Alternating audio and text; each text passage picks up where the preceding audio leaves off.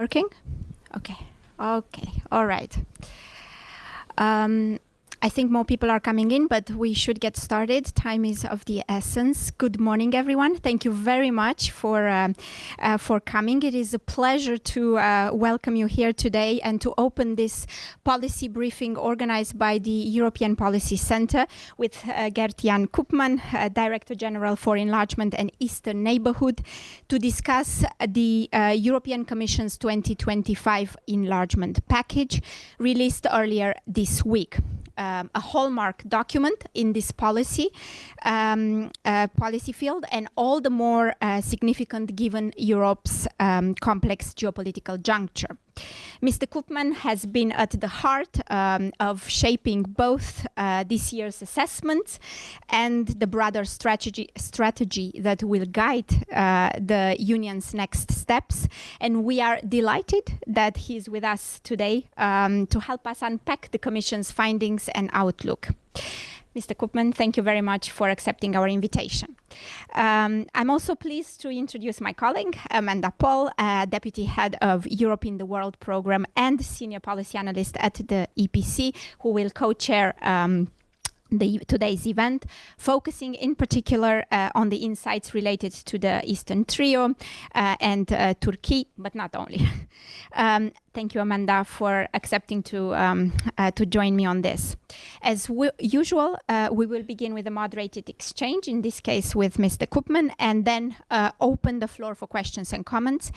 As Mr. Koopman will have to leave a bit earlier than foreseen, I suggest that we dive straight in. So, Mr. Koopman, this year's package lands at a time when enlargement is once again framed as a geopolitical imperative, yet the Union itself is still negotiating what that means in practice. How does this package, in your opinion, advance the strategic ambition of widening the Union, especially when compared to previous editions? So, in other words, given how much the geopolitical and the political context has evolved, what is new in this enlargement package? Thank you very much, and good morning.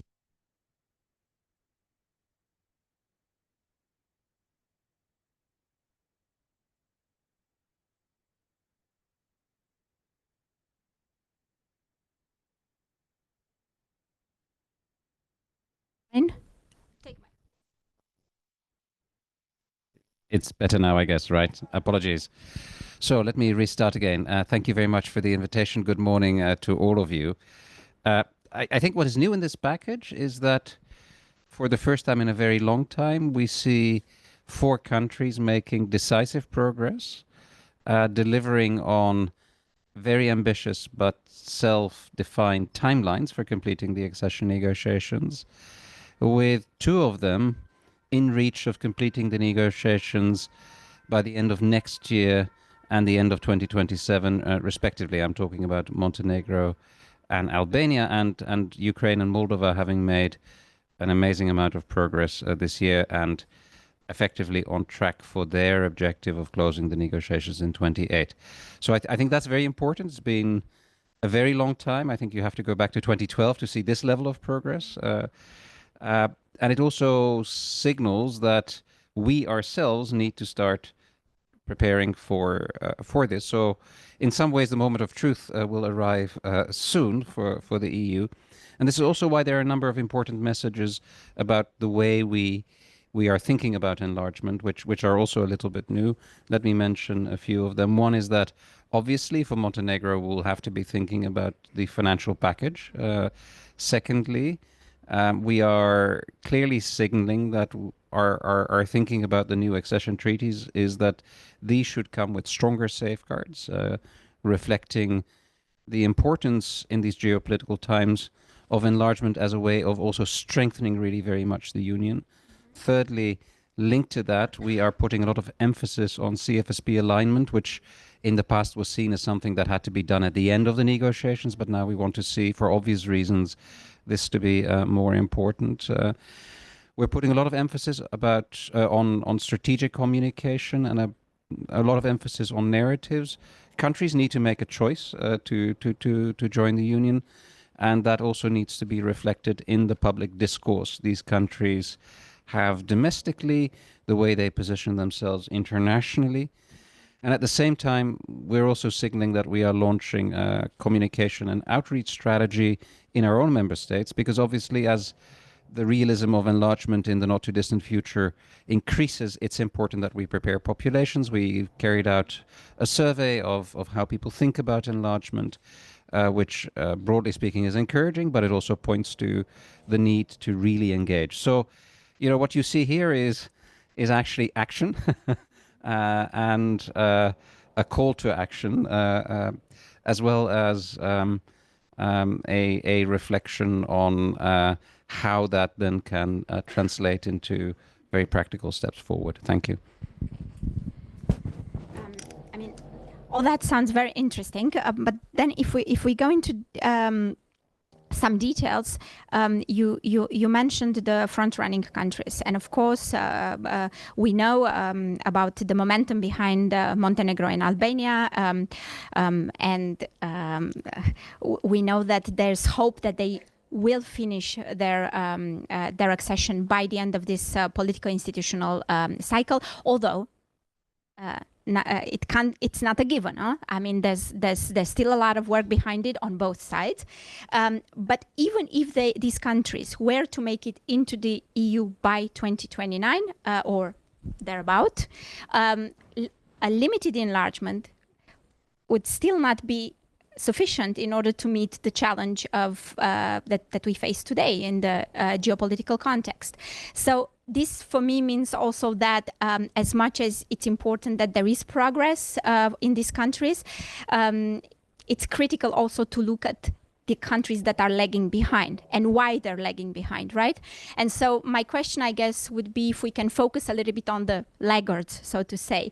Do you think that there's, for these countries, do you see political fatigue or perhaps structural obstacles that are in the way? And how do we overcome whatever it is that is holding them back? Yeah, I mean, we should maybe come back to Ukraine and Moldova, where the issue is not so much fatigue on their side or lack of willingness. On the contrary, they're clearly front runners, but we're having some issues in taking decisions. But I park that for a moment.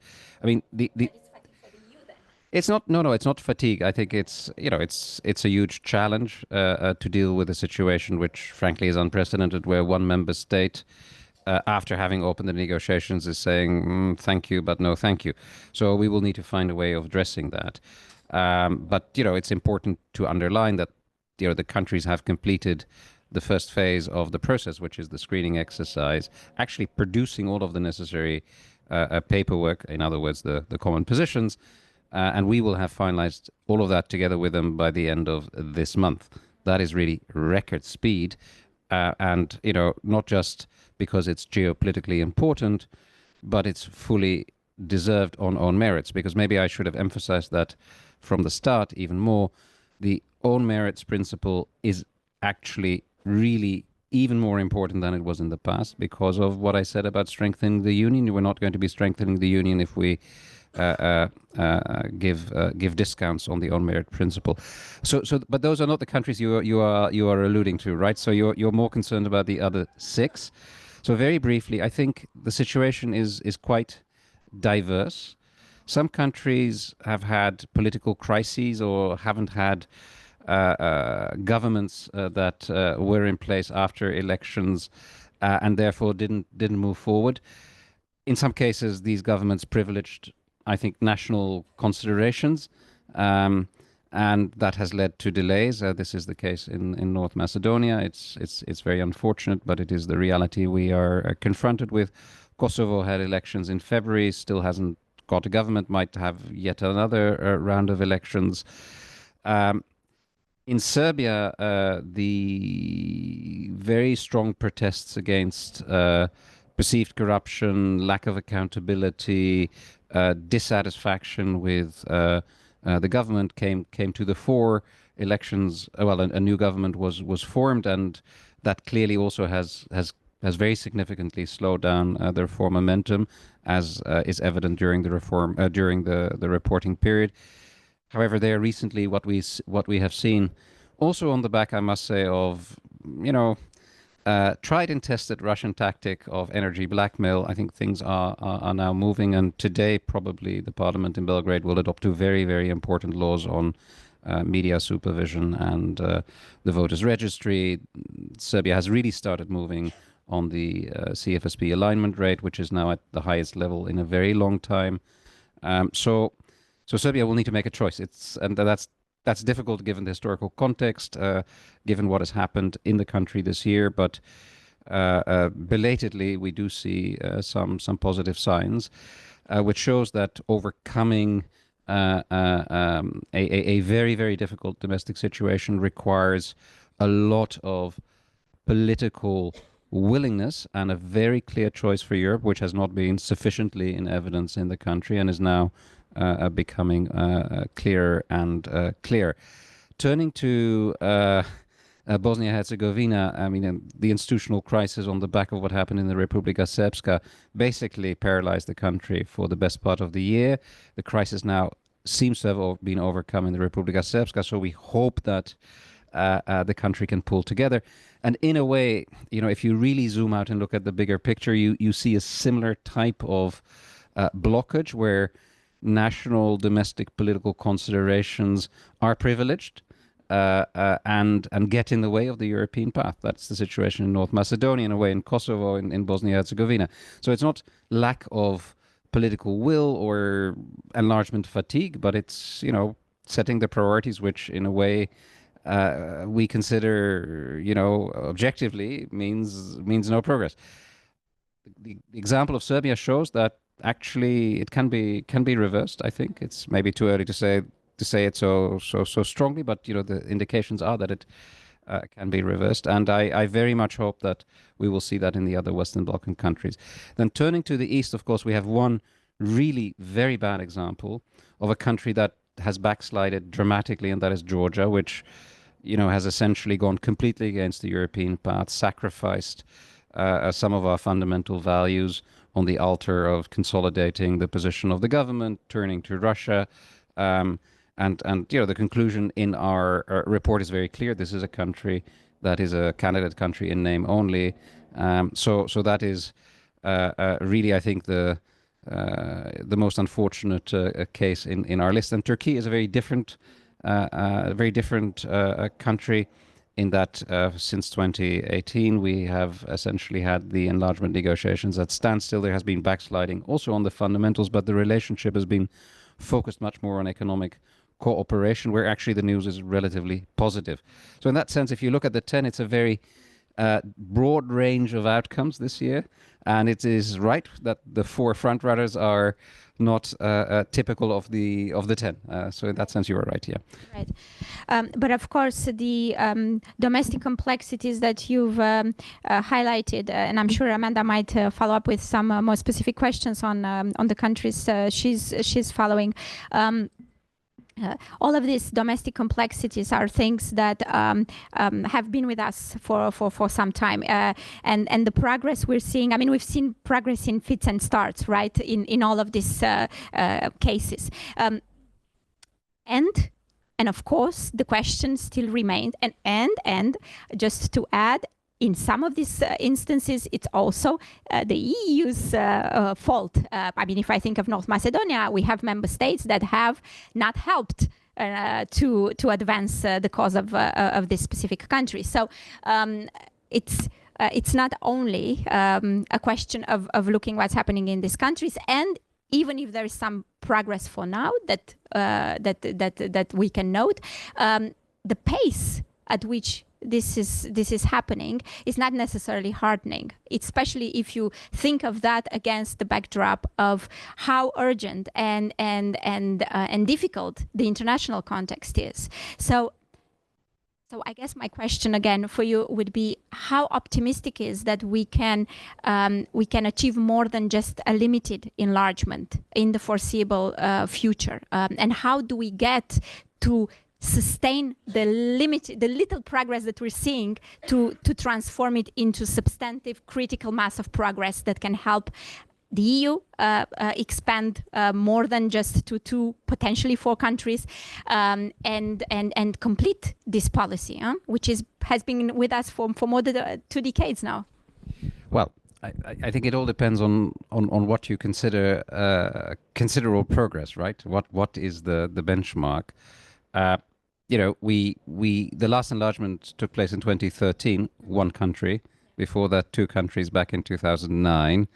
So we are looking at 4 countries that, as we have said, by the end of 26, 27, and 28, respectively, could have finished the negotiations. That is not a small achievement. And our expectation is that this process will trigger further progress amongst those who are also aspiring to join. And I think it is true that very few people would have believed that a country like Albania, which 2 years ago, frankly speaking, very few people would have considered as a serious contender to join the EU. I mean, everyone is enthused by the pace, the determination, and the progress achieved. So what this shows is that if you really want it and you work very hard, the EU will reciprocate, and you can advance.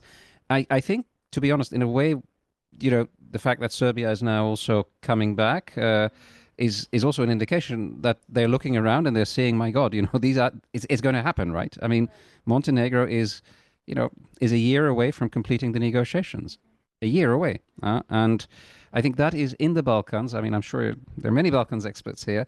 It has an impact. I wouldn't use the term positive competition because it's not a rivalrous process, but it does have an impact.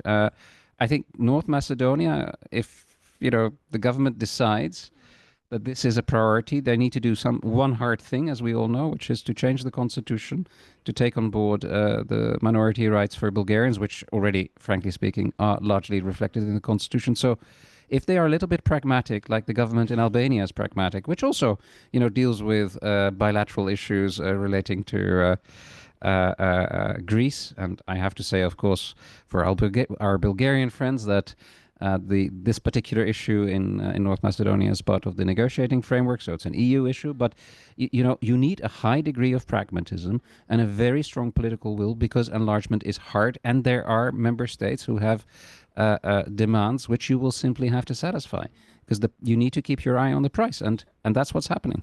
Sure. But of course, they changed the name of the country as well, so you can imagine. I mean, we can also understand that it's not easy to keep going. But if I may, honestly, it really doesn't help anybody, and it is not productive for the country itself to engage in a policy of continuously complaining about injustices. That's not the way the world works. Okay. I have one more question, and then I'll pass the floor to Amanda, because if all this goes according to plan, as you say, we'll come to a moment of truth for the EU, right? And so this brings to mind this famous long-promised pre-enlargement policy reviews, which we were expecting to come with the enlargement package, and it hasn't happened. They've been delayed several times. Why delay them again now? When can we expect them? And can you spare a few words, just as an amuse-bouche for us, of what we might see in them whenever they're published? Well, I think what is very clear is that these are important documents. So they need to be of very high quality, and they also need to be consulted rather widely. The substance needs to be consulted rather widely, and that is simply taking a little bit more time than expected.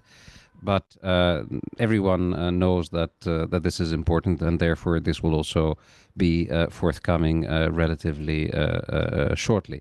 But quality prevails over speed here, because it's really important that we get this right, given the importance attached to it by many of our member states. I can't give you, how should I say, an amuse-bouche or an early sneak preview. You know what is being covered. We're looking at the policies, we're looking at the governance, and we're looking at the financial part. In a way, as far as Montenegro is concerned, very small country, but the financial piece will have to come relatively shortly, given this advanced stage of negotiations. From that, I can tell you, we're looking, apart from Ukraine, which really is a very different candidate country where the priority is to keep it afloat during the war. But leaving that aside, we're talking about relatively small countries, relatively small economies that presently are already benefiting from very significant support. So financially, apart from Ukraine, I actually think this enlargement is not going to be very problematic. It is quite small in that respect.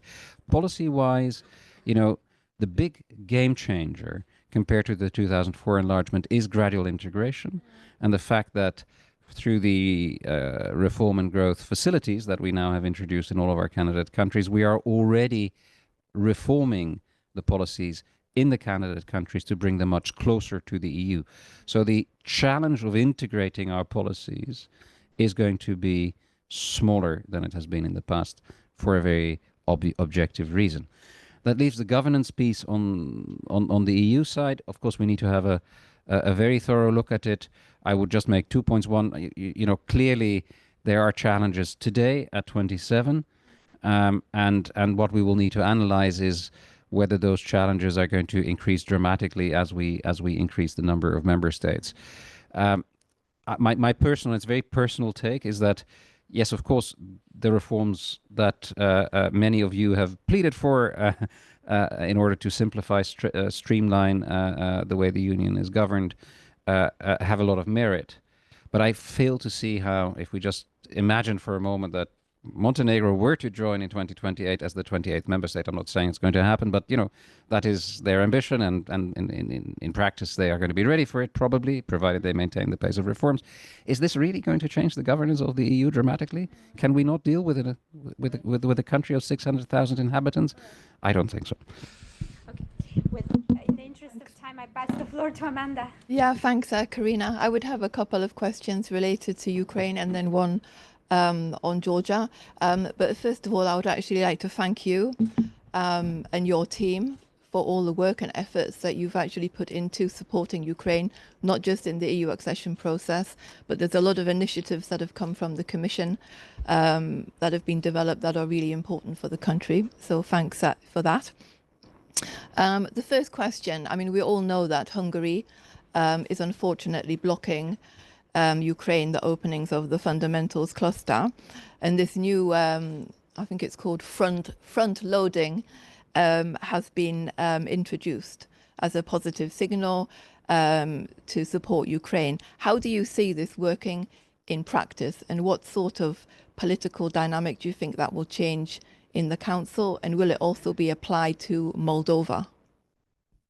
Yes, well, indeed, we're confronted with a very particular, I would say, unique situation where, as I said, after the European Council decided, obviously by unanimity, to open the negotiations for Ukraine, Hungary decided afterwards, subsequently, that it didn't really want to consider a Ukrainian application. So that's a very strange situation, which we haven't seen before, regrettable. But that hasn't stopped the work, and I think that's very important. Hasn't stopped the reforms, and as I said before, all of the necessary work resulting from the screening process has now arrived. Will arrive this month in the Council for clusters 1, 2, and 6. It arrived before the summer. For cluster 1, it arrived in February, and the Council has been working, even if not the formal conditions for the opening have not been fully met, by looking at this in the Council working groups. And I think what is now being considered is finding a way of communicating the results of this work, which is not shared by 28 member states, to communicate that. 27 member states, to communicate that to the country concerned. That is not, I think, let us be very clear, a deviation from the enlargement methodology. It's a way of dealing very pragmatically outside of the enlargement methodology with a candidate country that's doing literally everything possible to advance on its reform path. So I hope that the Council, because it's really for the Council, provides this clarity to the candidate country and to the chief negotiator. We are the chief negotiator, but we're negotiating on behalf of the member states. So I expect this to happen. It could happen for Ukraine and Moldova together. It is also possible that the Council decides to open the negotiations for Moldova where there isn't a blockage in the Council. That's ultimately the choice of the member states. And is this something that has been positively received? I mean, from Ukraine's leadership, from civil society and whatnot, or are there some concerns that it could actually, in a way, prolong the steps to get back into the normal way of doing things?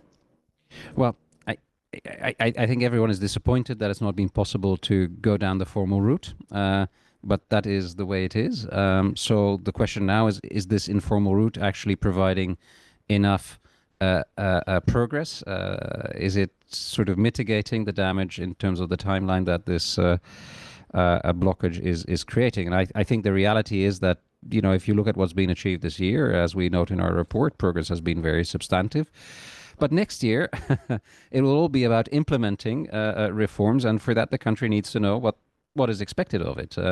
So the moment of truth for the Council is also approaching in terms of telling these two countries what they actually want them to do. It's not for want of reform enthusiasm in the countries that we are where we are. Yeah, thank you. Maybe continuing on that track, I mean, the report highlights that there has been excessive pressure on Ukraine's anti-corruption bodies. I mean, we all remember the unfortunate developments in July with NABU and SAPU and this legislation that went to the Rada, which was subsequently reversed. But do you feel there's enough safeguards in place, or what other safeguards could be put in place to prevent the same thing happening again? I mean, hopefully it won't happen again, but one never knows, huh? I mean, it was surprising that it happened in the first place to many people. No, absolutely. I mean, this is one more reason why it's important that this enlargement process is actually started on the basis of clear expectations from the member states, because obviously the fight against corruption, high-level corruption, the rule of law, the need to ensure that civil society can function in a free and open space. All of these things are actually EU requirements. So, you know, I think it's very clear that providing this guidance will actually help. Secondly, obviously, once that is available, we will be monitoring it very carefully, and that means that after what happened this summer, we are very focused on these issues. We're carefully looking at what's going on in this respect. Marta Kos, my commissioner, was in Ukraine not so very long ago, and one of the top elements of her visit was actually a visit to SAPO and NABU, and then she met with, not just with the leadership, but actually with most of the staff.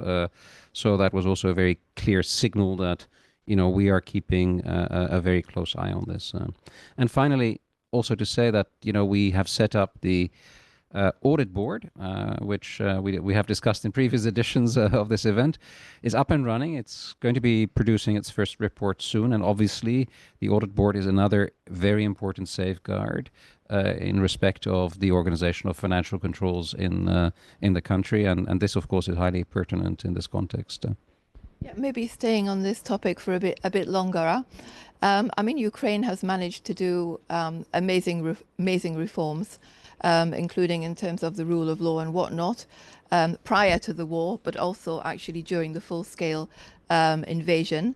But in terms of the judiciary, I mean, there have been some positive developments, but things sometimes go a bit slow. And of course, this is also to do with a lack of capacity. I mean, the EU has supported by different ways capacity building instruments, I mean, sending experts and whatnot. But is there the intention to actually boost this further? And is it the capacity from the EU to actually do that, to help Ukraine fill the gaps that are still there, but also the gaps that have been left by the United States? Because the US was also playing an important role in expertise and financing of different initiatives in Ukraine related to the reform process. Absolutely. Well, listen, this is at the heart of the enlargement process. The fundamentals are key. You know, we open the fundamentals cluster first, we close it last, so that underlines how essential this is, which also means that we have been laser focused on this capacity issue and also the financial issue. So the US pulled out. That was, of course, very unfortunate in terms of the necessary support. But we are confident that at least for the coming period, the resources available are sufficient to sustain the reforms. Capacity is present, so it's not a lack of money or people that is holding back reforms in this field. It's really in this area for Ukraine to deliver, for the presidential administration to take decisions that need to be taken at that level. And, you know, as I said, we consider this a top priority, and that also means that we are prioritizing it in our contacts with the government. My last question on Georgia. I mean, what you said at the beginning, I mean, it's a tragedy what's happened in Georgia, and nobody could have imagined that just a few years ago. I mean, Georgia used to be top of the pile and could potentially have been a candidate country many years ago, but unfortunately back then there was no interest for that from the EU. But I mean, it seems to me now that the sort of levers of engagement, or any engagement between the EU and Georgia, is at a really bare minimum. So, I mean, how do you see the opportunities actually to engage? I mean, what more could actually be done to engage with different stakeholders in Georgia? I mean, there seems to be a policy of not engaging with the government. I'm not sure that's really a policy at all. I think dialogue should always remain open. But in Georgia, this is specifically important because you have well over 80% of the population that still see their future in the EU. There's still protests going on a regular basis. So I sometimes have the impression, I wouldn't say the country's been thrown under the bus, but it's quite a distance away and perhaps doesn't get the sort of attention at different levels that it should have to help draw it back to us and away from Russia and other malign actors in the region. No, I think you're right that the situation is, I mean, you characterized it as a tragedy, and I would not disagree with you. So it's really very, very sad to see this happening. Population remains staunchly pro-EU, although unfortunately the percentage of people supporting EU membership has gone down as a result of what's going on. Government very clearly is engaged in vitriolic, I would say, anti-EU narratives, and it makes it difficult, therefore, to engage. We do maintain lower level contacts, and we have been very clear that we are ready to re-engage, provided this enormous backsliding stops. I do agree with you that we need to talk. Diplomacy is there to deal with all different sorts of situations, not just with those where candidate countries are racing forward. That's actually the easy bit. But at the same time, we have to also be very clear that the advantages which we are offering our candidate countries, including notably gradual integration, which we have been talking about a lot, those advantages are not available to a country that is clearly moving away from the EU path. And you've seen us taking action on visas for diplomatic passport holders. We are doing the visa review. We have removed our financial support to the country. We are increasing significantly our support for the CSOs to at least try to sustain an open society. And, you know, we will need to take a hard look at some of the other advantages that are afforded to the country in the economic space. We are building, as you know, an important connectivity agenda between the EU and Central Asia. And at the moment, all the routes run through Georgia. But after the peace agreement that was reached between Azerbaijan and Armenia, we are now working very closely with the Azerbaijani and the Armenians and our Turkish colleagues, building routes that run through the Caspian into Turkey and the EU, which would not necessarily rely on Georgia. So that is also a very clear signal that Georgia is important. We would love it to come back. We would love it to reverse course. But if it decides to really move away, then there are alternatives. This is a very important signal. Just the last point related to what you said on civil society organizations, because I mean the space in Georgia for independent civil society, I mean it's practically evaporated. Individuals risk getting jailed or whatnot. So maybe you could just elaborate, I mean, quickly, because I know that we have to go to QA. I mean, how you're actually engaging with civil society in this respect. Well, it's, as you say, it's become very difficult also as a result of laws that the government has passed, foreign agent laws, where members of civil society organizations would not be entitled to basic rights under the constitution if they take money, if their organization takes money from the EU, which really is unprecedented. So we have to work a little bit outside of that order. I'm not in a public meeting going to explain in detail how we're doing that, but obviously we are not going to let the people down. Because the tragedy is that obviously we are put in a situation where our disengagement on the economic and the accession track, indirectly is also hurting the people. There is no way around it. But the people of Georgia need to know very clearly that we stand with them. We know what their aspirations are. We will continue to support them. It's just very hard. Their government is deliberately making it very hard to do that. But we're not going to give up. Okay. Thank you very much for that. I would like now to turn to you, to all of you in the audience, if you have comments or questions to pose to Mr. Koopman. Okay, we'll collect a few. All right, already 4 hands went up. 5. I'll try to take you in the order in which I have seen you raise them. I think it's the young lady over there. A mic will come to you. Please, in the interest of time, knowing that Mr. Koopman will have to leave at 12, that we keep the comments or questions short. Yeah, sure. My name is Donada. I'm a PhD researcher at University of Luxembourg. I had a question actually related to the association process and other parallel frameworks such as growth plan facilities for Ukraine, and which they usually come with additional reforms linked to funding, as well as they actually do have, they're distinctive from the chapter negotiations, but at the same time, they are a parallel work from the chapter negotiations. Do you think that this has increased the complexity of the association process for candidate countries and the Commission itself, considering how limited is the capacities of institutional and administrative capacities of the candidate countries? Okay, there were a couple here. Yeah, it was the lady here. Thank you. My name is Doris Rambeck from the Central Bank of Austria. My question is about the EU itself. I mean, there's a few member states that voice concerns about enlargement, and I'm talking not about one country. I'm talking like maybe the big, but the fast four. So there are concerns. So they voice their concerns. But my personal feeling is that there are other member states hiding behind them. They have doubts, but they are not voicing them. They're kind of hiding behind those. It's about financial concerns, but also giving new member states a veto or giving up their own veto for for improving the governance. How can that be addressed? I mean, the time frame is rather short, and decisions are not made very fast within the EU. Then if you just pass it behind you, yeah. Thank you very much.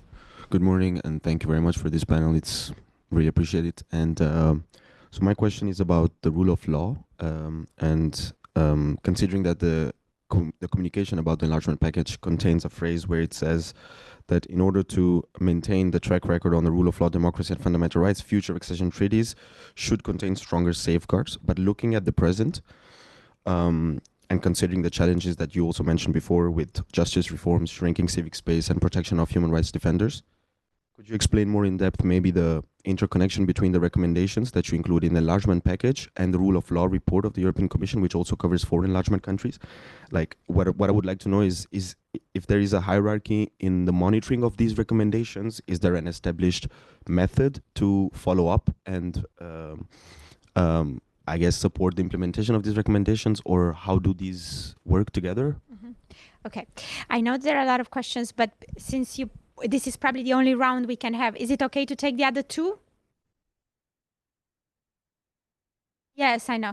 Okay, so all right, you'll be brief. Then we'll come back to the other two that I saw in the second round. Okay, perfect. So maybe very briefly on your point, is it, is this adding complexity, the reform agendas and the accession process? I think actually the reverse is true, because what is happening is that in the reform agenda, some of the conditions are actually identical to the conditions that will need to be fulfilled under the accession process. They actually come, however, with a degree of prioritization because money is attached to it, right? So what we see is that the implementation of the reform agendas is actually accelerating the accession track, and that was by design. And these are particularly reforms that are fundamental to the business environment. And interestingly, they're actually very often fundamentals. So if you ask businesses what is important, they will tell you it's the rule of law. If you can't safeguard property rights, then you're not going to invest. So I think the two are actually working hand in hand, and the reform agendas are putting forward the reforms needed under the accession process. Now, pivoting to your question about member states and unanimity, let me say one thing. There are many areas where we operate today on the basis of QMV, where actually decisions are always taken by unanimity, and that's because member states don't like to outvote each other, especially when it's sensitive. So I do believe, don't get me wrong, that it would be desirable to reduce the number of decisions that need to be taken by unanimity. But the reality is that our member states tend to like to take decisions by unanimity because we are a consensus machine. The EU is a consensus machine. And actually, we're quite a good consensus machine. We have a major problem on Ukraine. That is absolutely true. But if you look across the globe at decision making, and if we were to look at the US, for example, which doesn't take decisions in its parliament, in the Congress by unanimity, we're not doing so poorly. So I honestly believe that this discussion is a real discussion, but the idea that enlargement is impossible unless we dramatically scale back the number of areas where we take decisions by unanimity, I think that's a fallacy. It's simply not grounded in empirics. So the key issue, however, is broader than that. The key issue is, are member states where, in many instances we see very large parts of the population supporting far-right parties, are they comfortable, which have anti-EU rhetorics, not just enlargement related, but they're in principle anti-EU or, so I think that's the big challenge, and we will need to take this hearts and minds issue very seriously. And I think that's where we should focus our attention, because otherwise we're not going to manage. And here we are really investing a lot. Obviously, there are limits to what the Commission can do. The candidate countries themselves need to step up, and our member states need to step up. But I always quote the example of Albania and my own country to show that this can actually be done. 10 years ago, Albania was seen as a very awkward country. Most people couldn't identify it on the map, and most people thought that it was a country that was specialized in breeding gangsters, right? If you wanted to hire a hitman, you would either go to Kosovo or Albania, and that's what's the association. So had you asked 10 years ago the average Dutchman, can Albania join the EU? I'm sure you would have had an overwhelming majority telling you must be out of your mind. And that has really changed completely. And why has it changed? Well, actually, the country has reformed, but it has also opened up for tourism, for example. And nowadays, if you walk around in Tirana, which I can really recommend you do, I'm not working for the Albanian government, but you walk around in Tirana, you see a country that, in many ways, a city that, in many ways, is very similar to European cities. Actually, nicer than most European cities. I will tell you, the weather is better, the food is better, the people are nicer. The European flags are actually everywhere, and when you bump into people. Tourists, some of these tourists barely realize that the country is not an EU member state. I actually had a few compatriots who said, is the country not in the EU already? The other thing that has changed completely is that culturally, there has been, to use the word culturally with a lowercase c, there's been a lot of media attention for the country. Reality TV shows, cultural icons like Dua Lipa running around the place. So what I'm trying to say here is that it's actually possible, and we need to be optimistic about this, if you make this effort to reposition the perspective. I'm not going to say that this is enough, but it's a very important component. Nowadays, I think, to be honest, Albania for many people is a cool country, really. And I don't see any reason why, if we work hard with our partner countries and our own governments, we can't change this perspective on these countries. It just requires a very different approach from saying, if Albania joins, GDP will increase by 0.2%. You should want Albania to join. I mean, this is not going to register with anybody. Final point here, and that is actually really important, and it's coming back to the other point you raised, your colleague raised, safeguards in accession treaties. This is really important, because I think the worry is that somehow, even if they meet the requirements now, they may backslide. And, let us also be honest, the CVM experience with Romania and Bulgaria hasn't been an entirely satisfactory process. So I think we will need to make sure that there are cast iron guarantees in these new accession treaties that if something goes wrong, let's hope it doesn't go wrong. I don't think it will go wrong, but if anything were to go wrong, we would be capable of actually addressing this in a much more rigorous way. Now, I don't want to speculate too much about this here, and we're not talking, let me be very clear, about second-class citizenship. There's all these rumors about, take away their voting rights, bring them in as, B-class member states. That's not what we're talking about. But I think it is very fair to expect newcomers to the club to have an accession treaty which makes it clear that if things go wrong, then that there would be consequences. And I think this is also going to help reassure skeptical populations in our member states that we can do enlargement without taking undue risks. That's what I could say to your question. Thank you. That was yours. Yeah. But it would be great if you could spare a few words on what kind of mechanisms are at least being considered, just as example, just to clarify. And also, if these are to be treaty embedded, as the package seems to suggest, would the same logic not have to apply also to existing member states? I mean, can you really just place a sort of extra rules and conditionality just on the new members, or a new accession treaty would actually have to apply to everyone? But you can maybe take this in the second round, because I want to give the possibility to. There was a lady at the back, and then you. Thank you so much. My question will be Serbia specific. Over the years, the Commission has advocated for a dialogue between civil society, the government, and opposition parties, which has, in a way, in my own assessment, clearly not worked, because at the same time, we have seen a consistent backsliding on the side of the government. And as your own enlargement report, in a way, says, on all fundamentals when it comes to the rule of law as well as media freedom. So my question is, how does the Commission in a way still push for or does the Commission still that this is still a viable way forward to push for dialogue that hasn't worked in many years? And also, how does the Commission in a way justify applying softer standards when it comes to Serbia? But because we have seen in the cases of other accession countries that they have been when persistent media capture and electoral manipulation and institutional decay had happened,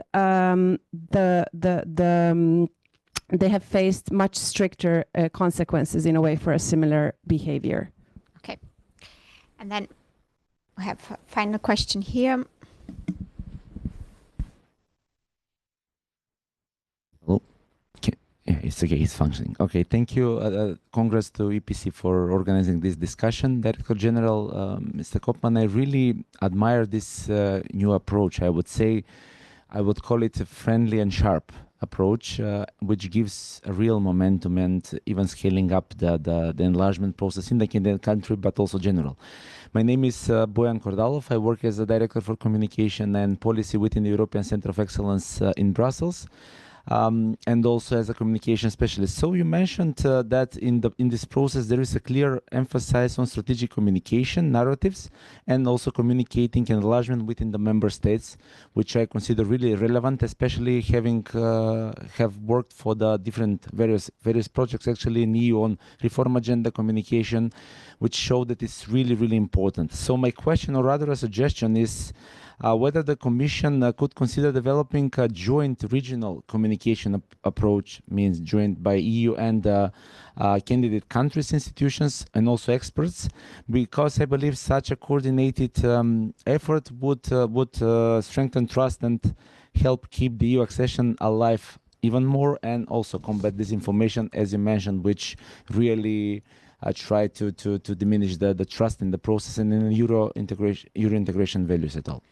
Okay, it's back to you. This was the last round, but just to abuse a little bit my role, I'll just add one thing, because it was interesting to hear you talk about how perceptions within the member states can change, and how the public can be mobilized otherwise, other than against further widening. And you also, I think, mentioned at the very beginning the need to work on our publics at home, and the recent Eurobarometer poll indeed suggests a very interesting turn, in the sense that we're seeing increasing supports, and the sentiment is quite positive compared to the past, and yet we're also seeing a reversal, because while this sentiment is rising in the member states, there's a lot of skepticism growing in the enlargement countries. How can we make sure that that actually the moods are aligned, and that the skepticism that we're witnessing for now is also reversed, so that the two go hand in hand and reinforce each other positively?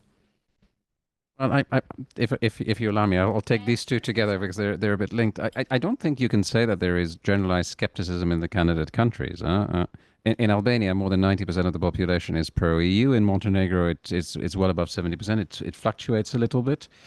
We have Georgia, we just talked about it, a very high percentage, even after everything that's happened. It's also true that in Serbia and North Macedonia, the numbers are on the low side. So we also need to invest there. And as I said, one of the key issues is actually engaging in active EU engagement and outreach in the candidate countries themselves with the governments. And this is actually a condition of the growth plans. So we're doing that. And we've had we've had very open discussion. I'm now transiting to Serbia with the Serbian government. This is actually essential. If the government needs to own its strategic choice also in communication terms, otherwise something doesn't work, right? So that debate is there, and I think what we have seen in Serbia is that we need to invest more, and I think what is essential is that it's very hard, given the degree of polarization, for the ruling party and for the CSOs to sit together at the table without someone else sitting at the table. And that is what we have been trying to do over the past months. It's a bit of a turn in our policy to really invest much more in this. And the depth of the crisis, of course, in Serbia is very telling of the degree of mistrust in society, and it's really a terrible backcloth against which we work, because the EU integration piece is actually absent from the domestic discussions But at the same time, it's the EU integration piece that can actually reconcile these issues, because we just talked about the fundamentals, right? And what people in the street in Belgrade are asking for is open societies, freedom of expression, rule of law, fighting corruption. That's all what the EU is about. But we haven't managed to connect these two discussions. So one of the things that encourages me is that where we have tried, what we have seen is, on the side of CSOs, but also on the side of the ruling party, they have been willing to engage in this process. And the two laws I refer to on the media supervisor, the famous REM Council, and the Unified Voter Registry, they have actually been produced, in an unprecedented, inclusive manner. It's been extremely difficult. There have been many crises. It's taken forever. You know this, for those of you who follow it. But today, I think the votes show that it can be done. And that there are reasonable and dedicated people on all sides. And at the end of the day, society needs to heal. Otherwise, the EU path cannot take place. So I draw inspiration from that. We have offered to set up a EU reform platform in the same composition, focusing on the fundamentals that are going to be needed to be addressed in the context of the next step, if we get there, hopefully, which is the interim benchmark assessment report, which to be less technical, is the door opener for the rest of the process when it comes to the fundamentals. Let us see. I think it's far from a foregone conclusion that this will work, but we do need to invest. And I am hopeful that the stark choices that everyone will have to be making in this brave new world we live in, that these stark choices are going to help the country to make the right choices. Certainly from our side, we're not going to give up on a country like Serbia. That would be a mistake. But it isn't going to be without very clear conditions, and that is also been communicated very clearly in our report. I think I've answered both questions, if I'm not mistaken. On the safeguards, because you asked that.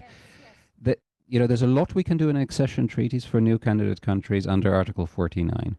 But if we want to change the treaty, we need to change the treaty under Article 48. This sounds very technical, but you cannot change the rules for the existing member states in an accession treaty for a new member state.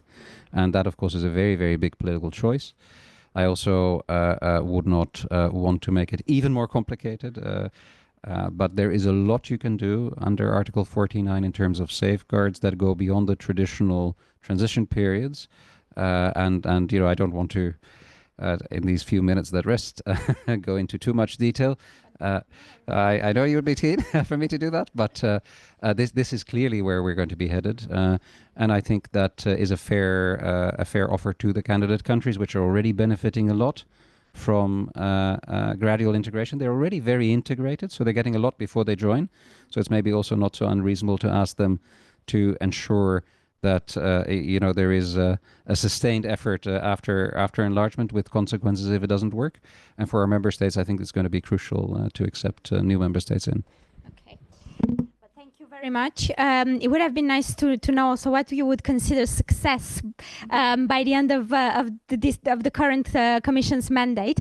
But I want to thank you very much for coming and for such a frank and open exchange we've had. I think the effort is gigantic, but so is the opportunity that we have on our hands, and of course the necessity is more stringent than ever. So I think I speak for everyone here that we all hope that the European Commission as well as the member states will be able to meet that challenge. Thank you very much, Mr. Koopman, and for everyone else, I hope to see you again at our events. We have on Monday a discussion about the link between enlargement and EU reform. It's an online conversation that we hope you will also attend and actively engage with. Thank you very much.